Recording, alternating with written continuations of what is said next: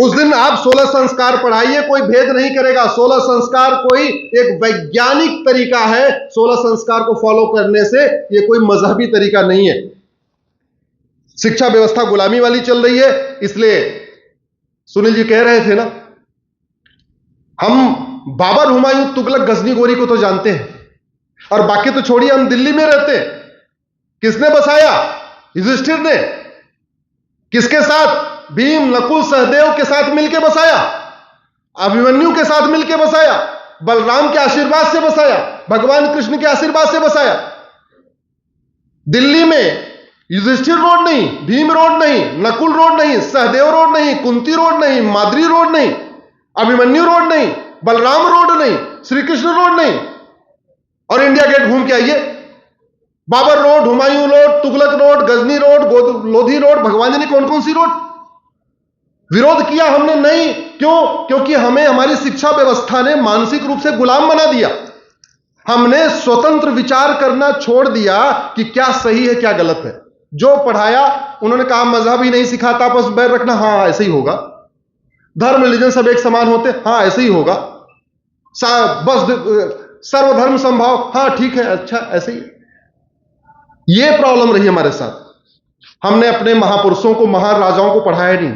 राजा मरीच को नहीं पढ़ाया, राजा कश्यप को नहीं पढ़ाया, राजा विवस्वान को नहीं पढ़ाया, राजा मनु को नहीं पढ़ाया, राजा इक्ष्वाक को नहीं पढ़ाया, राजा कुच्ची, राजा विकुच्ची, राजा वाण, राजा अनरण, राजा पृथु, राजा त्रिशंकु, राजा धुंधमार, राजा युनास, राजा मांधाता, राजा सुसंधि, राजा ध्रुसंधि, राजा भरत, राजा असित, राजा सगर, राजा सुमंज, राजा सुमान, राजा दिलीप, राजा भगीरथ, राजा कुकुस, राजा रघु, राजा प्रविद, राजा संकट, राजा सुदर्शन, राजा अग्निवर्ण, राजा शीघ्र, राजा मरु, राजा अम्बरीश, राजा नहुस, राजा ययाति, राजा नभाग, राजा आज राजा दशरथ, राजा राम, लौकुश को कितना पढ़ाया? रामायण में राम का चरित्र है, स्कूल के किताबों में राम का चरित्र है क्या? नहीं। तो बच्चे जानेंगे कहां से? इसलिए मेरा यह मानना है, आपका दोष नहीं है। आपको तो जो पढ़ाया जाएगा आप पढ़ते ही हो। वो पता नहीं कौन कौन सी बाहर बाहर की कहानियां पढ़ाते हैं, पढ़ते ही हो। आपको तो पढ़ा दिया डार्विन थ्योरी कि हमारे पूर्वज बंदर थे, तो आपने मान लिया। हां, दिमाग नहीं लगाया कि ये डार्विन के समय तक तो बंदर इंसान बने, डार्विन के जाने के बाद बंदरों ने इंसान बनना क्यों छोड़ दिया? डार्विन के बाद कोई बंदर इंसान बना क्या? आपके मोहल्ले में पिछले 300 साल, 400, 500, 5 साल में कोई बंदर इंसान बना क्या? नहीं बना।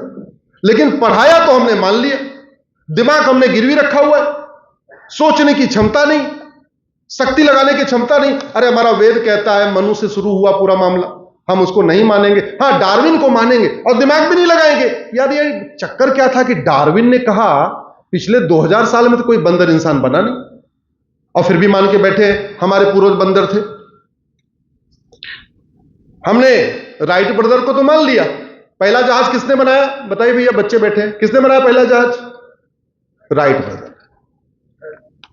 राइट ब्रदर से हजारों साल पहले महर्षि भारद्वाज ने एक पुस्तक लिखी है, उसका नाम है विमान संहिता। उस विमान संहिता में हवाई जहाज कैसे बनेगा केवल यही नहीं लिखा है, हवाई जहाज चलाने वाला क्या कपड़ा पहनेगा यह भी लिखा है, और हवाई जहाज चलाने वाला क्या खाएगा यह भी लिखा हुआ है। विमान संहिता, भारद्वाज विमान संहिता। न्यूटन से हजारों साल पहले कणादि, महर्षि कणादि ग्रेविटेशन थ्योरी देके चले गए। डॉक्टरों में वही हाल है। भारतीय चिकित्सा का भी हमने भारतीयकरण नहीं किया। महर्षि चरक को पढ़ाते नहीं, महर्षि सुश्रुत को पढ़ाते नहीं, महर्षि शारंगधर पढ़ाते नहीं, महर्षि याज्ञवल्क्य, महर्षि माधवकर को पढ़ाते नहीं, महर्षि वाग्भट को पढ़ाते नहीं। Prevention is better than cure. हमारे ऋषि मुनि जो हमारे जितने डॉक्टर थे वो प्रिवेंशन बता के गए। हमने प्रिवेंशन पढ़ाते ही नहीं, हम केवल क्योर पढ़ा रहे कि बीमारी हो जाए तो ये दवा खाना, बीमारी ना हो इसके लिए क्या करना है वो हमारी किताबों में लिखा हुआ है, नहीं पढ़ा रहे। इस पे मेरी PIL चल रही है कि मेडिकल के कोर्स में बच्चा चाहे वो LLB MBBS करे, चाहे BAMS करे, चाहे BHMS करे, कुछ भी करे, फर्स्ट ईयर सबका कॉमन होना चाहिए, और फर्स्ट ईयर में महर्षि चरक, सुश्रुत, महर्षि वाग्भट, महर्षि शारंगधर, महर्षि माधवकर को पढ़ाना चाहिए।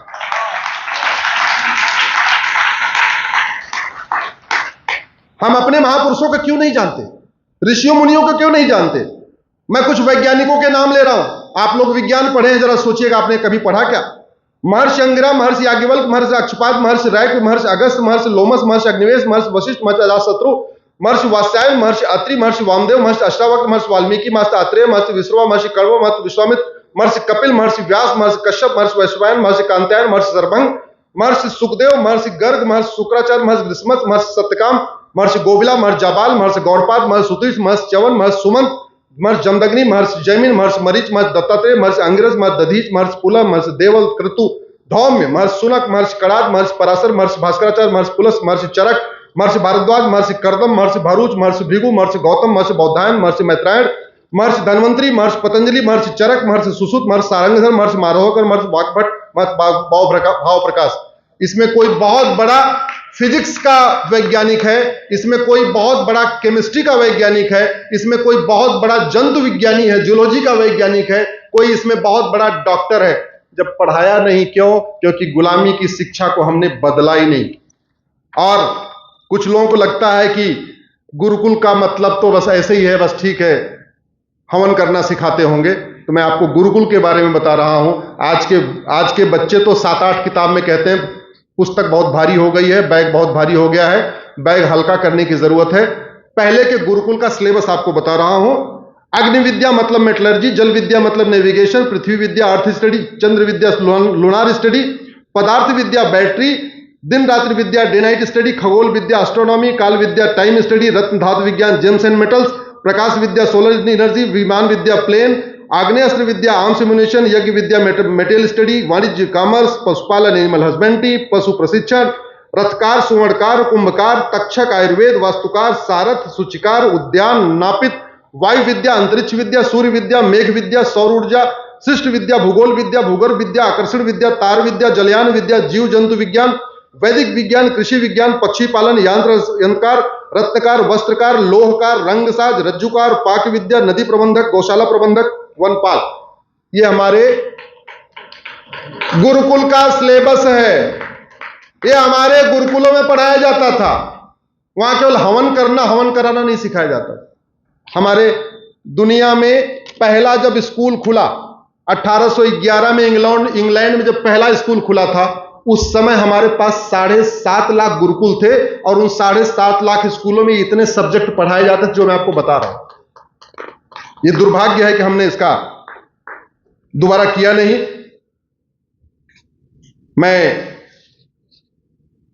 अगर मजहब आपस में बैर रखना नहीं सिखाता है तो आए थे लुटेरे, लूटपाट के चले जाते। कन्वर्ट क्यों किया? मठ मंदिर क्यों तोड़ा? क्यों उन्होंने जबरदस्ती हमारे बहन बेटियों को किडनैप करना शुरू किया? भारत में एक कुप्रथा आज भी चल रही है, बाल विवाह की चल रही है ना। जानते कहां कहां चल रही है? जहां जहां मुगलों का राज था। छत्रपति सुनील जी, छत्रपति शिवाजी महाराज ने मुगलों को महाराष्ट्र के बॉर्डर पे रोक दिया तो मुगल आगे बढ़े नहीं, तो इसलिए तमिलनाडु, केरल, कर्नाटक, आंध्रा, तेलंगाना में बाल विवाह नहीं होता, लेकिन जहां जहां मुगलों का राज है वहां बाल विवाह होता है, क्योंकि बेटियों को उठा लेते थे। भारत के दक्षिण भारत के 5 राज्यों में आज भी दिन में विवाह होता है और वेदों के अनुसार दिन में ही होना चाहिए। हमारा गर्भाधान संस्कार केवल रात में कहा गया है, बाकी के 15 संस्कार सूर्योदय से सूर्यास्त में ही होना चाहिए। तो रात्रि विवाह ये महापाप है।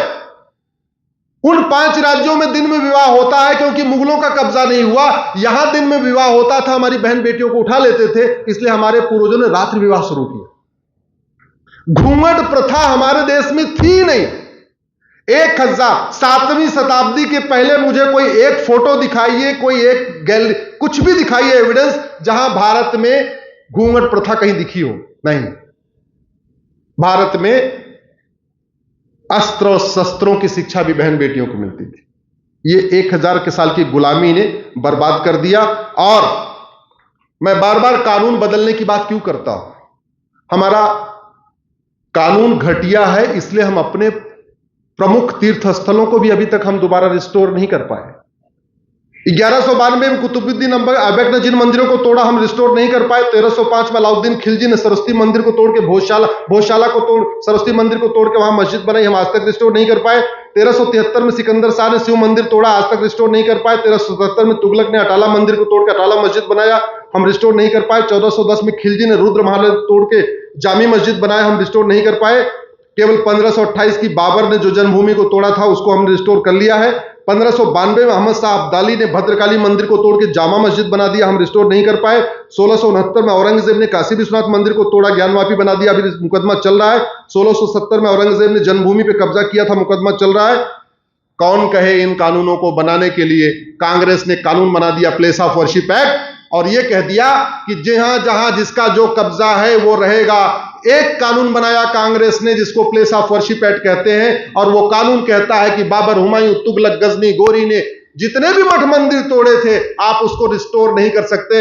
हम लोग सुप्रीम कोर्ट में लड़ रहे हैं, उस प्लेस ऑफ वर्शिप एक्ट को हमने सुप्रीम कोर्ट में चैलेंज किया हुआ है, मुकदमा चल रहा है। आशा करता हूं कि माननीय प्रधानमंत्री जल्दी इस पर भी ध्यान देंगे। वक्फ एक्ट खत्म होने के बाद अगला number place of worship act आएगा, जिससे हम लोग अपने अपने मंदिर को रिस्टोर कर पाएंगे।